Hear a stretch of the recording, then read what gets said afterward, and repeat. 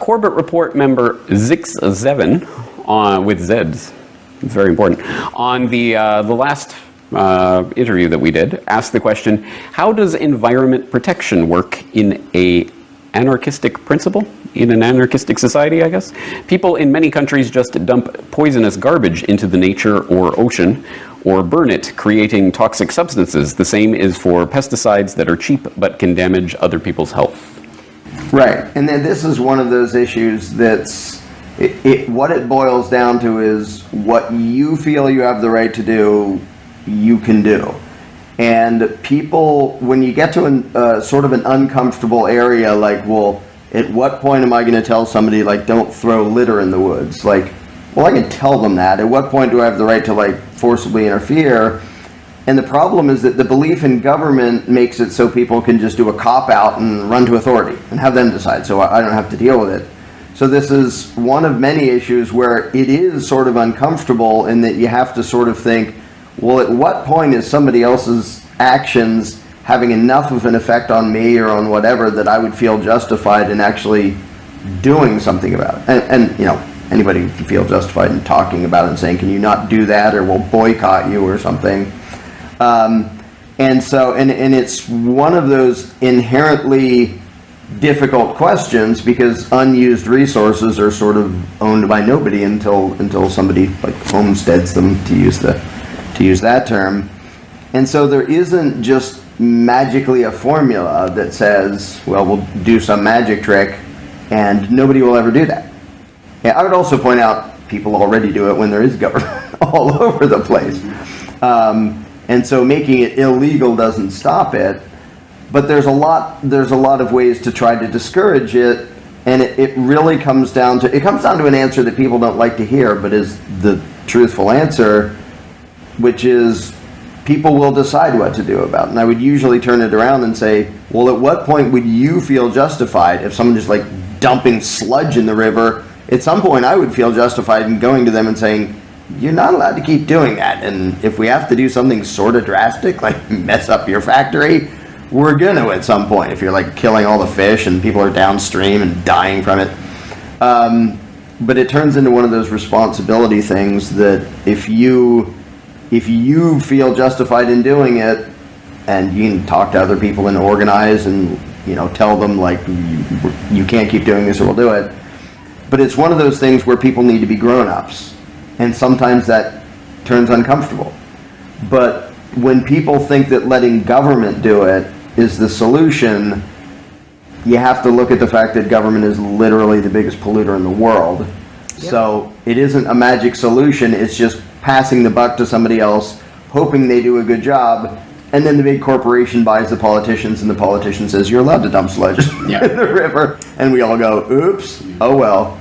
So it's one of the ways in which people need to be grown-ups, and yes, that means responsibility, which sometimes is kind of inconvenient, but the outcome of people deciding when to act on their own is actually better and a more reliable check against things like that than we'll give all the power to that group over there, and well, golly gee, they just got bought off by the polluters and didn't do anything. And I think also the question, you know, I know the question is mostly aimed at you, but I'll point out that every question related to, well, how would we deal with this problem, and pollution is, you know, one too, is sort of again like asking, but without government, but really this group of people stealing from all of us by force and killing people, without this group stealing from all of us by force, how would we get this thing done, is what every question is, and that's absurd when you actually look at it. It's like, well, however we're going to solve this problem and organize, we certainly can't solve it effectively or well if all of us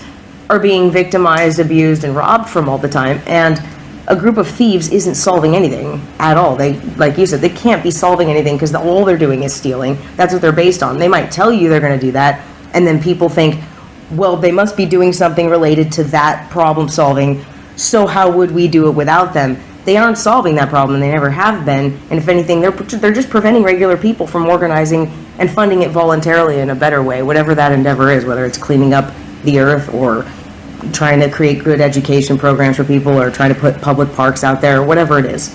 And it's worth pointing out that where there is more freedom, there is more prosperity. And where there is more prosperity, people can afford to care about these things. Like the whole save the dolphins thing. If you're starving to death, you don't really give a damn about the dolphins. If we get dolphins. Right, eat the dolphins, make dolphin sandwich. But when we get rich enough that we can start caring about endangered species and the environment and stuff, then the market, the market for like green, the green is sort of the general term they use for it, is we don't use any of this, we don't use that, we don't harm dolphins in our tuna, all the things they brag about, and we're so rich we can bother to care about that stuff. Instead of like, well, I dump my trash because what else am I going to do? And I eat whatever animal walks across my yard because what else am I going to do? So it actually, the prosperity that freedom allows makes it so we can afford to care about those things and do stuff about those things. And it's all, all the worst polluters are already like India and China, where there's tons and tons of very poor people, and it's like we just throw it in the river because we don't have trash trucks. We didn't that's the simple thing to do. And as they progress more and more, it's like, well, now we have a way to easily not have to do that. And so it's one of those things that the central master plan of doing it, like, look how central master plans actually end up, and it isn't anti-pollution. Right. Sure. In fact, China is probably a good example of that, because the air quality issue has become a political issue precisely because people are now rising out of that subsistence poverty level and starting to care about things that they otherwise were happy to put up with, or maybe not happy, but what are you going to do? Right. And let me tag on to what you said there. You said, of course, that making dumping happens whether it's, even though it's illegal now. But also, as you say, if the corporations buy off the right politicians, they can make sure that their dumping is legal, and therefore it's sanctified by the state. So what are you going to do? Right. It is legal. It's the law of the land now, right? Yeah, so, you wanted the big thug to be on your side, and they bought him. Oops. Yeah, exactly. Like now there's a big thug, and he's on their side. So without the big thug there too that everybody's supporting and believing in, it actually is a lot harder for any entity of a group of individuals, whether that's a business or whatever, just a tribe or a group of people, to just get so big that they can be actually polluting a bunch all That at they once. can get away with that without anybody doing it. And then without government, they're going to be more prosperous, and then the prosperity again will lead to more organized, voluntary solutions. So yeah. Just boycotts and stuff, but there's 1,000 ways to do it. If you could have dinner with one person in history, who would it be? Frederick Douglass. How about And I one would hope person? it would be like a 12-hour long dinner. How about one person living today? Huh.